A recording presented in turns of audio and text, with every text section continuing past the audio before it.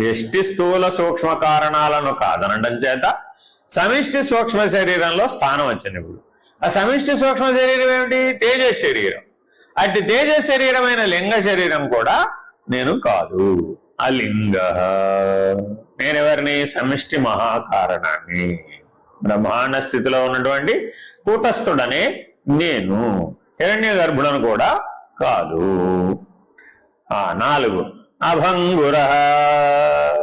అలలు వచ్చుపో ఆశ శీలములాగున నేను జనన మరణములను చెంది నశించు స్వభావము కలవాడను కాను, శాశ్వతుడను. నిస్తరంగ నీర రాశి వలె సంకల్ప వికల్ప రహితుడను. అభంగుర. Very very important. భంగము అంటే పోవుట, లయము.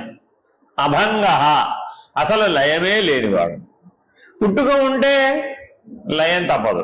సృష్టి స్థితి లయాలలో సృష్టి ఉంటే లయం తప్పదు. అసలు లయమే లేని వాడను.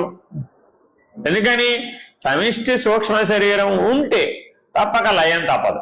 ఎందుకని? సమిష్టి సూక్ష్మ శరీరంలోనే సృష్టి స్థితి లయాలు జరుగుతూ ఉన్నాయి.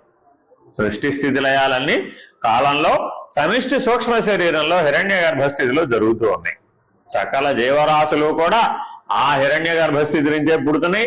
సకల సృష్టి అందులోంచే పుడుతుంది, మరల అందులోకి లయమైపోతుంది.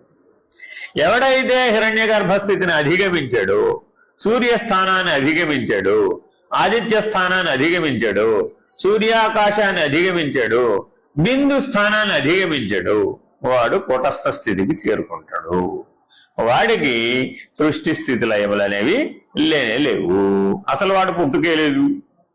పుట్టుకే లేని వాడికి లయమేముంది? కాబట్టి అభంగుర. ఏ కాలమునందు వాడు లయించబడడు.